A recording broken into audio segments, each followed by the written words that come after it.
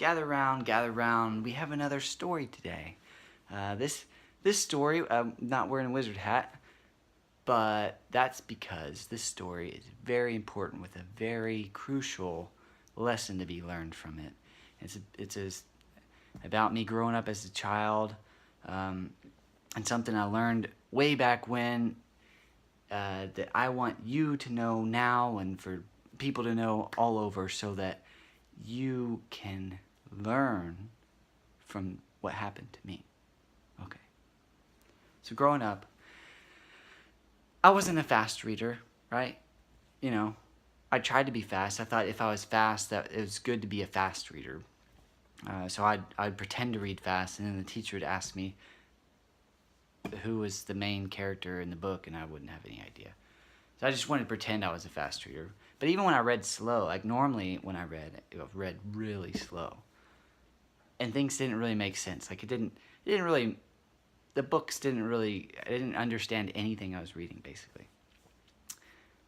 That's kind of important to the story. But anyways, a lot of the kids in the class, they were saying how cool this James and the Giant Peach book was. So I thought, oh, neat. I'll read James and the Giant Peach and then take a test and then get points for class. And then I'll also be able to talk to all the other cool kids about this book, James and the Giant Peach. So I go to my grandma's library and I get out James and the Giant Peach. And I start reading it. Nothing's really making sense as usual. But I start thinking, goodness gracious, when is it going to start talking about a peach? You see, as I'm reading it, it's talking about this boy named Harry and how he's going to be a great wizard. He has great wizard powers. And I thought, well, this is kind of cool, but I have no idea why it's called James and the Giant Peach. So I'm reading it, and, you know, Harry's going off to wizard school, and he's meeting friends like Hagrid and Hermione and the other ones, and I thought, oh, this is pretty neat. I could see why the other kids like this book so much. So I go to school the next day, and they're talking about James and the Giant Peach, and how James was off on this giant peach, going to New York or wherever the heck he was going. And I thought, I don't remember any of this.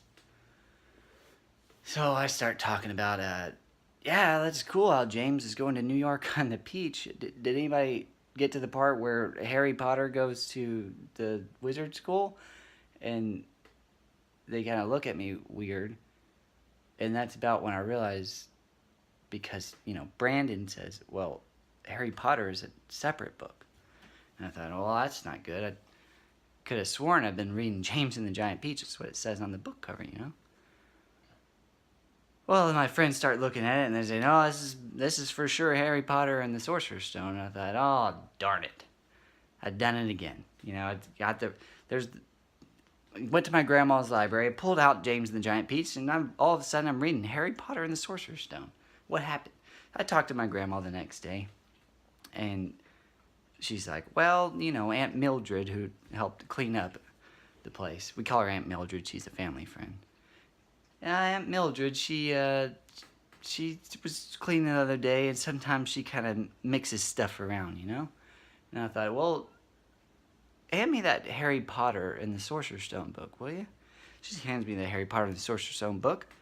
And I start reading, and I think, by golly, if this isn't James and the Giant Peach, I see why all the kids are talking about James going to New York on a giant peach.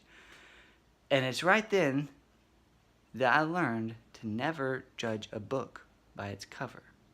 Because sometimes your Aunt Mildred is cleaning up, and she finds James and the Giant Peach, she finds Harry Potter and the Sorcerer's Stone, and she mixes them up, and she ends up putting the wrong cover on the wrong book. And then you're confused as heck. So, that's something I learned way back when, and it's something that they teach now, and it's very important. I want you to know this. That's all I got.